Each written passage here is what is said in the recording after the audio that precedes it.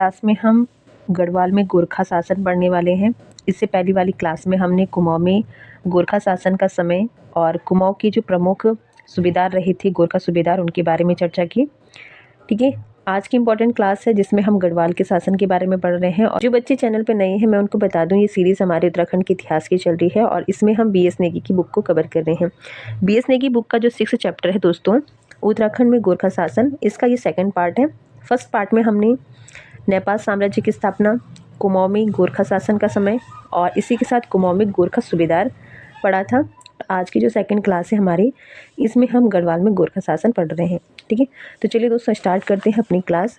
और पहला बिंदु है दोस्तों हमारे पास, गोरखों ने 1991 में लंगूरगढ़ के किले पर घेरा डाला। यानी कि 1790 में जब गोरखों ने कुमाऊं पर अधिकार कर लिया, ठीक है, तो कुमाऊं को जीतने के बाद गोरखों ने गढ़वाल पर 1791 में आक्रमण किया, लेकिन उस समय ये असफल रहे। ठीक है, 1992 में लंगूरगढ़ की संधि के तहत प्रद्युमन शाह ने कुछ राशि नेपाल दरबार को देना स्वीकार किया। यानी कि सबसे पहले 1791 ईस्वी में गोरखों ने गढ़वाल पर आक्रमण किया, लेकिन उस समय इन्हें जीत हासिल नहीं हुई। उत्तराखंड में गोरखा शासन को गोरख्याली कहा जाता है। ठीक है, 1803 ईस्वी में अमर सिंह थापा और हस्ती चौधरी के नेतृत्व में गोरखों ने आपदाग्रस्त गढ़वाल पर आक्रमण किया। आगे देखते हैं, लंडोर रियासत के गुज्जर शासक राय दयार की सहायता से प्रद्युमन शाह ने 1200 सैनिकों की सेना के साथ 14 मई 1804 में खुड़बुड़ा के युद्ध में भाग लिया, जिसमें वह शहीद हो गए। यानी कि उसके बाद 14 मई 1804 ईस्वी में खुड़बुड़ा का युद्ध प्रद्युमन शाह और गोरखा सैनिकों के बीच में होता है और इस युद्ध में जो है दोस्तों प्रद्युमन शाह मारे जाते हैं। ठीक है, 1804 में अमर सिंह थापा और उसके पुत्र रणजोर थापा ने गढ़वाल और कुमाऊं का शासन अपने हाथ में लिया। गढ़वाल में गोरखों ने 1804 से 1815 तक, यानी कि लगभग 10.5 वर्षों तक शासन किया था। लेकिन इसी के साथ अगर कुमाऊं की बात करें दोस्तों, तो 1790 से लेकर 1815 तक, यानी कि 25 वर्षों तक जो है गोरखों ने कुमाऊं पर शासन किया। और गढ़वाल की बात करें तो 1804 से 1815 तक गढ़वाल में भी शासन करते हैं। ठीक है, हस्ती दल ने गढ़वाल में गोरखा प्रशासक के रूप में कार्य किया। ठीक है, तो यहाँ पर आपको याद रखना है 1791 में सबसे पहले जो है दोस्तों गोरखों ने लंगूरगढ़ के किले पर डेरा डाला। ठीक है, इसी के साथ 1804 ईस्वी में खुड़बुड़ा का युद्ध होता है और 1804 से लेकर 1815 तक जो है गोरखा गढ़वाल पर शासन करते हैं। ठीक है, चलिए अब हम देखेंगे गोरखा शासन की प्रशासनिक व्यवस्था। तो गोरखा प्रशासन फौजी शासक था जो सूबेदार के अधीन होता था। गोरखा सैनिकों का जो प्रमुख हथियार था वो खुकरी था। ठीक है, और इसका जो प्रमुख केंद्र था वो गढ़ी नामक नगर था। ये खुकरियाँ जो होती थी दोस्तों, ये नेपाल के नेवार जाति के लोहार जो है इन्हें बना कर देते थे। ठीक है, इसी के साथ गोरखों ने गढ़वाल और कुमाऊं में घरों के छत पर महिलाओं के चढ़ने पर पाबंदी लगा दी थी।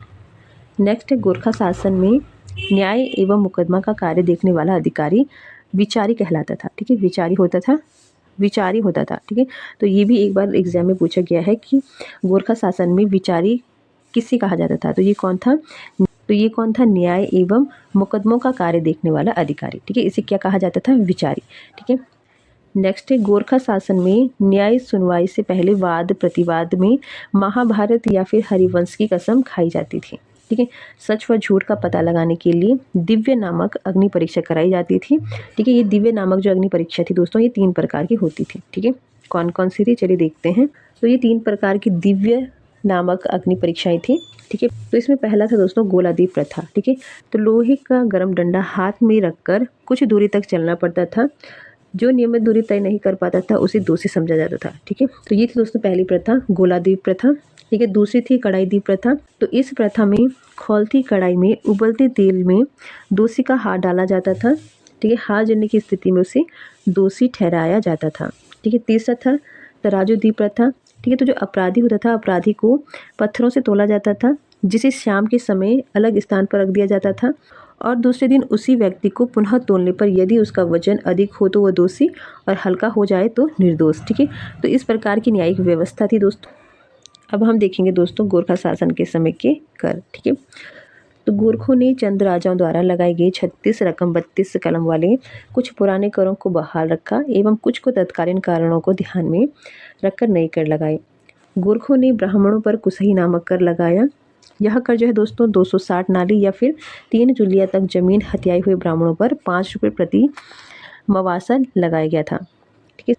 तो पुंगाड़ी कर भूमि कर से लगभग 1.5 लाख सालाना आय होती थी। इस कर के माध्यम से सैनिकों को वेतन दिया जाता था। ठीक है। दूसरा था टिंका भेंट कर, तो शादी विवाह के समय लिया जाने वाला कर था। मांगा कर प्रत्येक नौजवान से 1 रुपया लिया जाता था और मांगा कर को तत्कालीन कर के रूप में युद्ध के समय भी वसूला जाता था। टांग या फिर तान कर तो हिंदू व भोटिया बुनकरों से लिया जाने वाला कर था।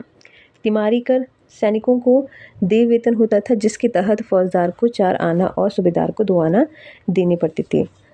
सलामी कर एक प्रकार का नजराना होता था। मिजहारी कर तो शिल्प कर्मियों और जागरे ब्राह्मणों से लिया जाता था।